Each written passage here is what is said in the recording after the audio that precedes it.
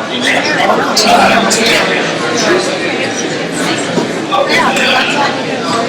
we were just good evening, Mr. Mayor.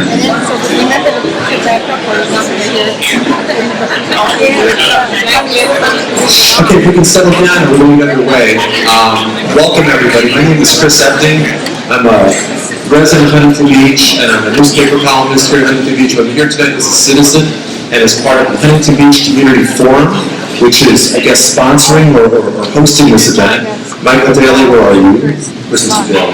Over here in the corner. Michael will, a couple of months ago, it's hard for a lot of us to imagine this kind of event. This group, the Huntington Beach Community Forum, did that just a few months ago. It really happened when, we'll let this table itself here.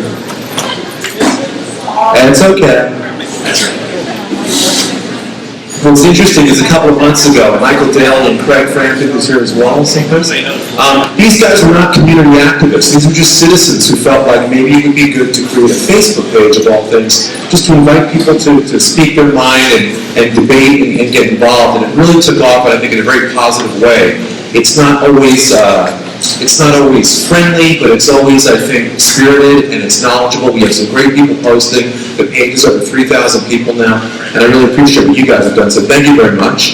I want to thank you all for coming tonight. Thanks to all the candidates who are here tonight, too. One thing I've learned the last couple of months is watching what these candidates do, and just to the amount of mental focus, the amount of time it takes in your personal life, it is a very daunting thing, so thank you all for being here as well. We're going to hear, I think, some great questions tonight and some great pieces. I read a quote recently to the effect of, if you don't get involved in government, your local government, one of the penalties is that you wind up being governed by your inferiors. And that was said by Plato, and so I think it's a very time-tested quote, and for all of us we call jokingly troublemakers here tonight, it really is nice to see this kind of community activity. It's a very exciting thing to watch. Just the fact that a group is formed online and it has the effect that it has in a few months, I think, is really positive in this city. Huntington Beach is a very active, very dynamic city. You'll see tonight we've got all kinds of different candidates, all of whom we all respect and wish the best of luck tonight and the rest of their campaigns. So without further ado, I want to bring up Mr. Jerry Wheeler. He's the president of the Huntington Beach Chamber of Commerce. He will be your MC for the evening and run the questions. Jerry, join us, please.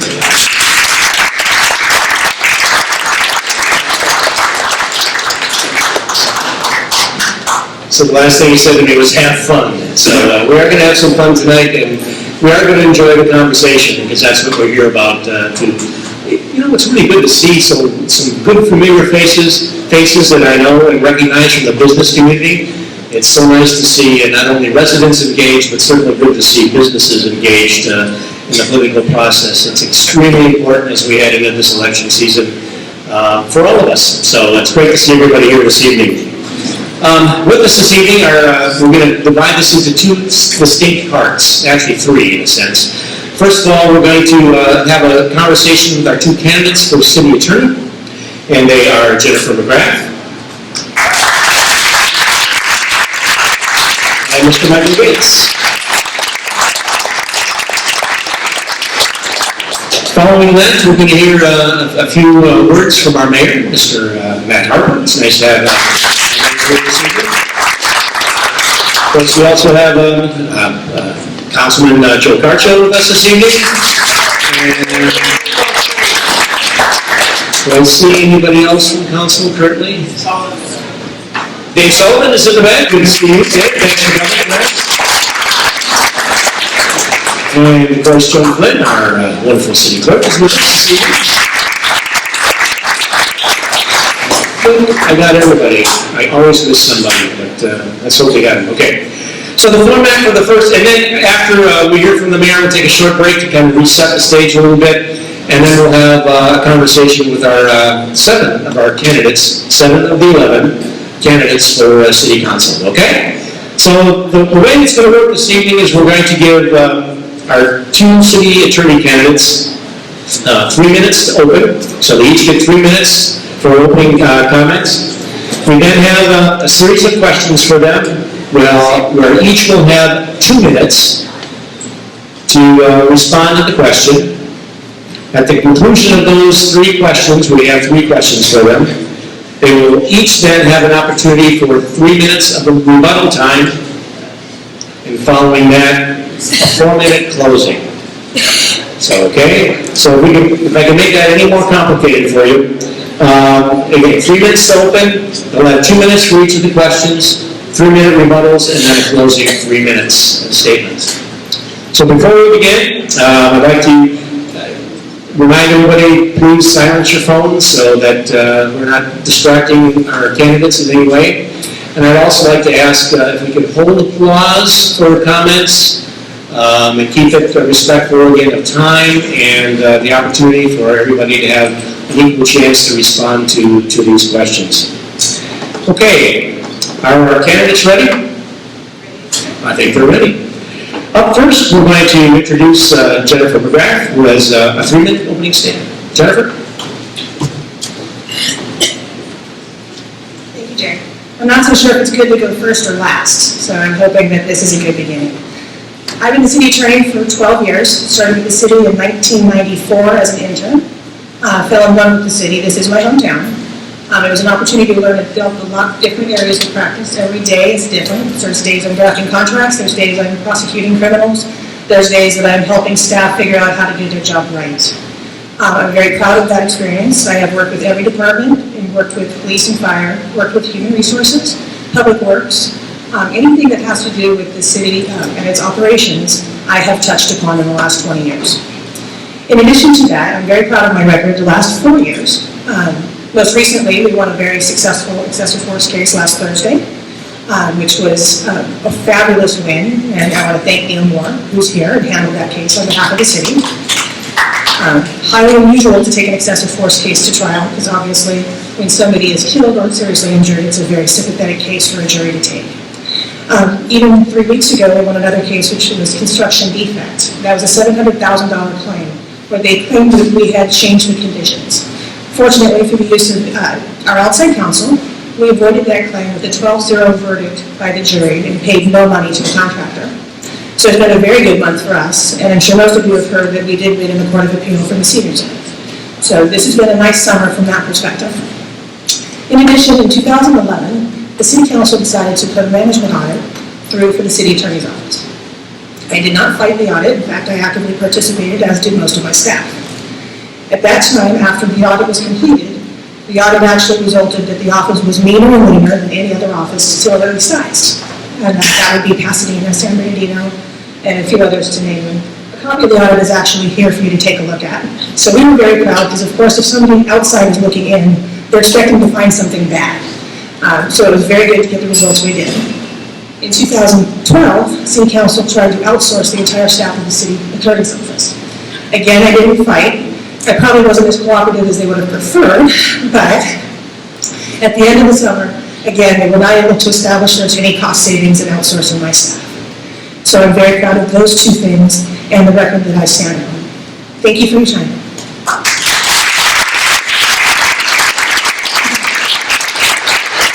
Now I have Lincoln Gates, and I forgot to mention that you'll here at 1 minute, you'll get a ding in the bell, so if you start hearing those dings, that's what we're talking about, the timekeepers. So again, 3 minutes, Mr. Gates. Good evening, thank you, Jerry. First of all, I want to thank Michael Daly. Where's Michael Daly? Put your hand up, please. Please put your hands together for Michael Daly for making all this happen. And of course, Jerry Wheeler and Chris Epting for helping out as well. And I want to thank everybody here tonight who's taken time out of their busy schedules to be here to listen to probably a bunch of boring questions and answers. But I think it is important to get to know your council candidates, and I appreciate your involvement in the process. Just a quick introduction. I've lived in Huntington Beach my entire life. Well, I was born in Cincinnati, Ohio. I've been here since I was 7 years old. Went to grade school here at Hayward View Elementary. Went to St. Bonaventure Junior High. Went on to Marina High School. Graduated in 1993. Went on to Golden West College. Before I went on to Pepperdine, where I got a bachelor's in business administration and management. I got the highest GPA in my graduating class before I went on to Chapman Law School. After during Chapman Law School, I went back to Golden West and taught in the computer science department for 2 years.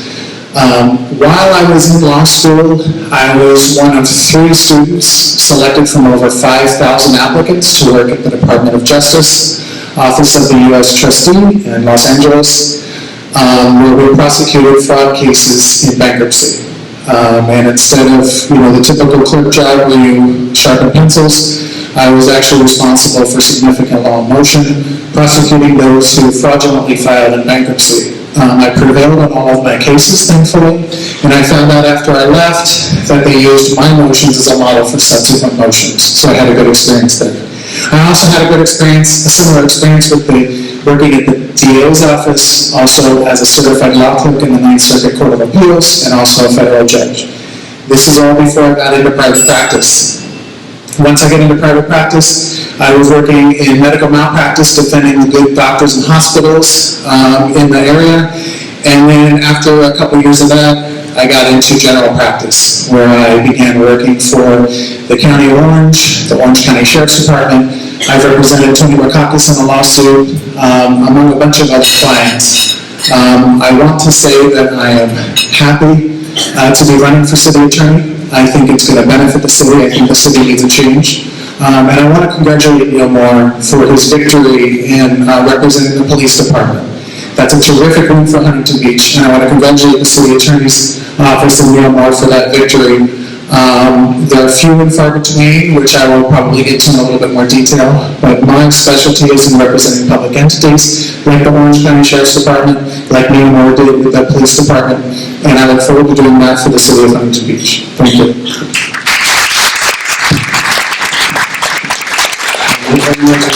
Because you're going to get the first question. Surprise, surprise. All right, so now we're going to go into the question phase. These are 2 minutes. Michael is up first. The next question, Jennifer will be up first, and we'll just kind of go back and forth. This is me, not you. So our first question, and it goes like this. What is the relationship between the city attorney and the city council? Okay, the relationship between the city attorney and the city council is that the city council is the face of the city, which essentially is a legal fiction like a corporation. City council is the face of the city. The city attorney is, in our case, we're one of only 11 elected, only 11 cities in the state where we actually elect a city attorney. But in this case, the elected city attorney represents the city in all the legal matters. So whether it's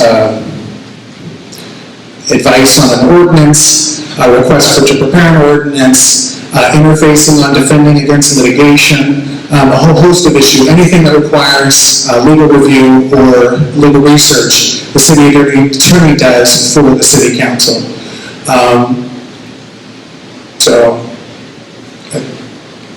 Okay, next. Now it goes to Jennifer. And you have 2 minutes. If you don't need 2 minutes, it's okay. Not a problem. Encouraging, short and sweet. Anyway, the relationship between the city attorney and city council, I've had the good fortune of exploring that relationship over the last 20 years. When I was deputy, I really did not understand the gravity of the relationship between city council and the city attorney's office. Yes, the city council is the client, and yes, the voters elect the city attorney. And that's the check and balance to make sure that the taxpayer money is being spent appropriately and can be spent on the things you prefer, which is police, fire, and public works. In addition to that, although there are only 11 elected city attorneys, more than half of the state of California is represented by an elected city attorney. So it is the preferred method in your larger cities. I do think that it can cause questions. Of course, I can't give legal advice to individuals, which we probably get 5 calls a week for divorce advice or landlord tenant advice, which we don't provide. But it is an opportunity to help citizens to understand the system, understand how to approach local government and get some changes out of the city council, where most people are afraid to even talk to their councilman. Thank you. And Jennifer might as well stay right where you are. Stay right where you are. Okay. Thank you for that answer. Question number 2. What is your settlement philosophy as it relates to lawsuits filed against the city? 2 minutes. It doesn't take 2 minutes. We aggressively defend the city in all lawsuits that are filed against the city. As a corporation, we provide services. And we have streets, sidewalks, we have 500 people driving cars on behalf of the city. Those types of things, beaches and parks, are going to have additional claims. And that's really the bread and butter of the city attorney's office. We usually have about 45 cases on average per year, and we defend them either with motion work or with difficult transitions for defense, so that at the end of the day, the only cases that really settle are when the plaintiff offers such a low amount of money that we can't refuse. And frequently, those are the cases that never even see city council. City council makes decisions for settlements, anything $50,000 or above. They don't like to see me, because that's a high number.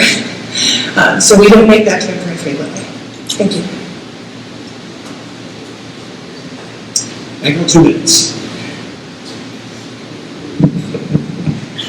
So this is one of the issues that is particularly close to my heart. One thing I forgot to mention in my opening is that I'm a defense attorney, I'm a trial attorney, but I'm not a criminal defense attorney. I defend in civil litigation. I've handled hundreds of cases in my career. I've personally tried a number of cases. I was lead counsel on 3 cases last year alone, and I got defense verdicts across the board. I pride myself in a very good trial record as it relates to defense work. One of the reasons I decided to run in the very beginning, ladies and gentlemen, is because the city attorney's office in Huntington Beach unfortunately has a reputation for settling a lot of lawsuits. There's always a cost-benefit analysis, I understand that, but having represented not only public entities like the County of Orange and Orange County Sheriff's Department, I know from personal experience in the private sector, having represented public entities, I know from personal experience that if you take a very, very aggressive, strong defensive stance, and you simply, at the end of the day, refuse to settle cases, you will get defense verdicts and you will not spend money on settlements. A couple of statistics that bothered me and caused me to run is since 2002, there have been 23 lawsuits against the police department, 13 of which involved false arrests or excessive force. We've spent money, either on verdicts or settlements, defending those. We spent money totaling $2.2 million on those cases. We have resolved cases either by paying settlement or verdict. On other cases that cause great concern, trip and fall, $80,000. A city vehicle rear-ending another vehicle, $295,000. This is all taxpayer money, ladies and gentlemen. Collision with a city vehicle, $635,000. Police department excessive force case, $32,000. Excessive force case, $90,000. Excessive force case, $14,400. It's time to move on. Thank you. And you might as well stay where we are. One more question for you. Okay. An attorney has a fiduciary duty to his or her client. Describe who your client is. So, very good question, probably one of the more boring questions of the 3, frankly. A fiduciary duty that an attorney has to his client, they teach you in law school that it's synonymous with a husband's duty to his wife. It's a duty of care, a duty of accounting, a duty to look after that client as if you were looking after yourself. And so the city attorney has a fiduciary duty to the city. The city attorney does not necessarily have a fiduciary duty to any one of the council members, and it doesn't have any fiduciary duty to any other department per se, but it has a fiduciary duty to represent the city, which is, as I said, a legal fiction, like a corporation. So it's like representing a corporation, a fiduciary duty to that corporation. And so you have a duty to zealously represent that client, and to account and take care. And again, that's primarily one of the reasons I run, is because I feel like with energetic, hard-working representation of the city and of the police department and of the fire department and other city departments, we're not only going to defend the city more effectively, but we're going to save the taxpayers a ton of money.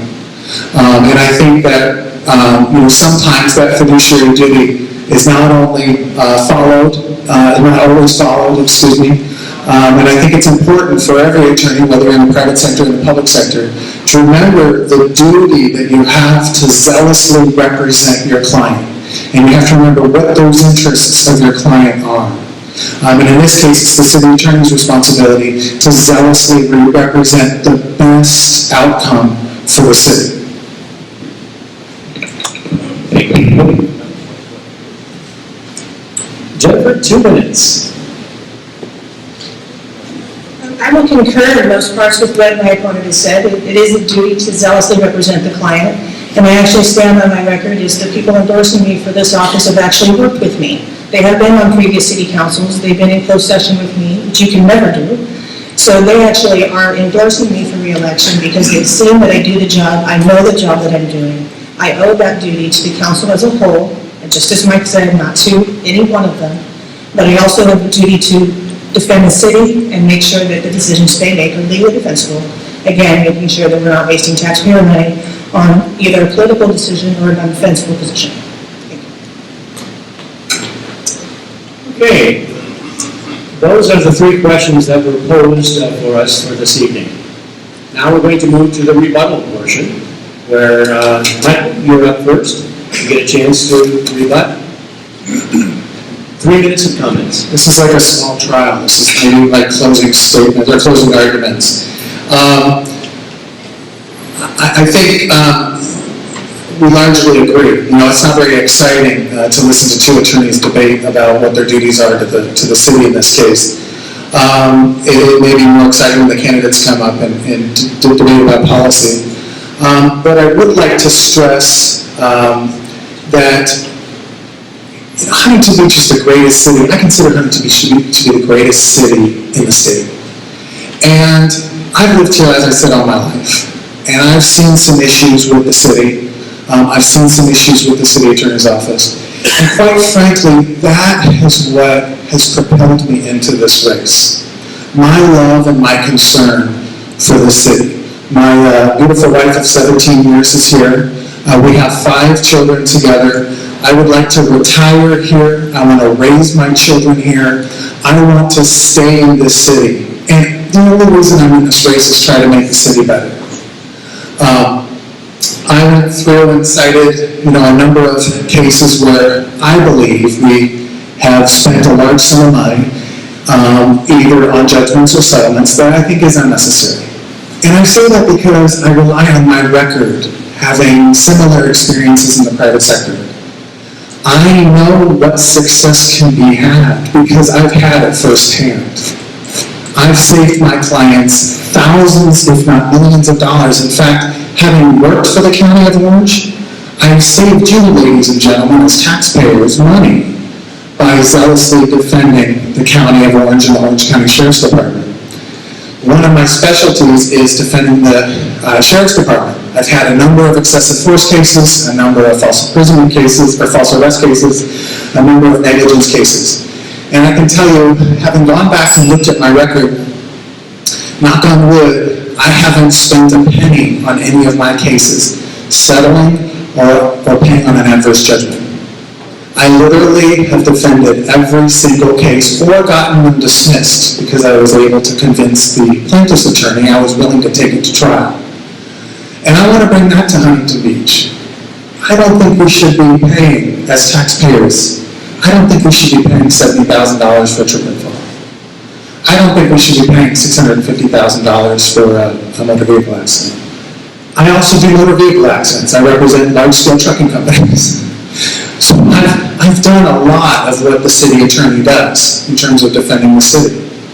And I can tell you, from my own experience, we can do better. And that's the only reason I'm in the race. If I thought there was no room for improvement, I wouldn't be standing here before you taking up your time. But I believe strongly about this. Thank you. Sorry. Jennifer, your turn.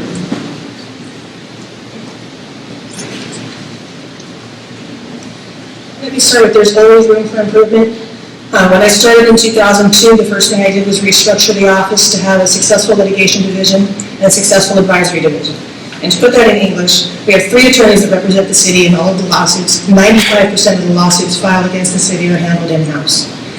3 advisory attorneys are actually helping staff, the 950 staff members that we have, do their job right. So if we do get sued, we'll win. It's a lawyer thing, we kind of like that. But in addition to that, the statements that Mr. Gates has made related to Settlement City, I've not heard that for two people in this area. And what I have over here is for all of you to see is I have all the documents that Michael Gates requested from the City of Huntington Beach related to those settlements and judgments. He's not asked for any of the facts of the cases, so for him to cite dollar amounts and settlement amounts without any context is really disingenuous. In addition to that, he's been an attorney in this area of practice for 3 years. There can't be hundreds of cases, whether it's county, DA, or sheriffs, that he's had in 3 years. Furthermore, he hasn't presented any of those cases or any of those facts. So I know 2 of the cases weren't verdicts, but they were judgments in a court by a judge. It's not the same thing. Moreover, being good at defending the city in the courtroom has about this much to do with managing the staff of the city attorney's office. The city attorney is responsible for a staff at this point of 11, at its highest it was 19. So you manage the staff as well as interact with the city council, the department heads, and how to do their job. To be in court would be actually doing a disservice to the city because you would not be able to give the advice they need in order to prevail, in order to negotiate that contract, prosecute that case, complete that land use permit. All of those things require the city attorney's attention, and to be in court would not be the best use of that time. Thank you. It's now the opportunity for a 3-minute closing statement by Mr. Gates. Thank you, Mr. Jerry. Just a couple of comments to respond, of course. My opponent mentioned that I've been in practice for 3 years. That, of course, I'm not sure exactly how it was stated, but that's, of course, is not true. When I started my legal experience with the Department of Justice back in 2006, I went into private practice in 2008. I've been representing the Orange County Sheriff's Department and the County of Orange for 4.5 years. So, anyway, I understand that there's management responsibilities associated with running the city attorney's office. After all, the elected city attorney is a department head. But I am a partner at a successful law firm. I'm a partner. If anybody is an attorney here who knows what it takes to become a partner, it's results-based. It is hard work. It is keeping the clients happy. I have done all 3, plus more, to earn the title of partner. As I said, I'm a successful defense attorney, and I know what it takes to win a case, and that's important. To have a city attorney who doesn't try cases or has never seen a courtroom doesn't help, because when guidance is required on certain pieces of litigation, it's necessary to have good leadership. Having represented the Orange County Sheriff's Department in the County of Orange for 4.5 years and not paying a judgment or a settlement, I can tell you, ladies and gentlemen, by the way, we do premises liability too. I do trip and falls and slip and falls. I don't need to know the facts of the case. I will tell you, Scout's honor, I have never spent $70,000 settling a trip and fall case or a judgment. I have never spent a dime on an excessive force case. Not a single penny on any of my cases. And you know why? I come here with a lot of support. I have another city attorney who has endorsed me. Pat Munoz, who represents Dana Point City, said, I've worked with Michael on cases before. He was hardworking, professional, and a very good attorney. As city attorney, he will be a tremendous asset to the city of Huntington Beach. The top attorney in the county, Tony Bacakis, said, Michael possesses unparalleled professionalism, is an accomplished attorney. He will make a terrific attorney for the city of Huntington Beach. I can tell you, ladies and gentlemen, my last count, I had over 16 attorneys endorsing or supporting, but I have over 16 attorneys endorsing me. I have more than that supporting me. I don't know how many my opponent has, but I can tell you if there's any question about the legal quality that I would be able to offer or my ability, I think my endorsements and my support speaks volumes. Thank you. Thank you, Michael. Jennifer, you get the last word. 3 minutes. Thank you. I'll correct my math. You were an intern from 2006 to 2008. That's not a practicing attorney. It does not qualify as experience for this office or any other. I quoted your numbers as to how long you've been in your current position, And by the math, 2 years in med now, 4 years in your current position. So I'm sorry, it's still challenging to state how many trials you could have in 4 years because we're under law. In addition, you don't bring any experience in managing the staff. You don't bring any experience relative to negotiating contracts. I myself have been to court. In my first year, 6 years, I defended the case in almost all criminal prosecutions. And some of you may remember Elena Zadusin from the Harbor, the messy professor. I prosecuted her for 2 years. She was convicted in 1998. She still actually is on 2020 as one of the messiest houses ever. So, and I have a video if you ever want to see it. So, in short, experience is really what counts in this campaign. I've been doing the job for 12 years and will be able to do the job November 5th if elected. My opponent can't make that statement. So, thank you very much for your time. Let's give him both a round of applause.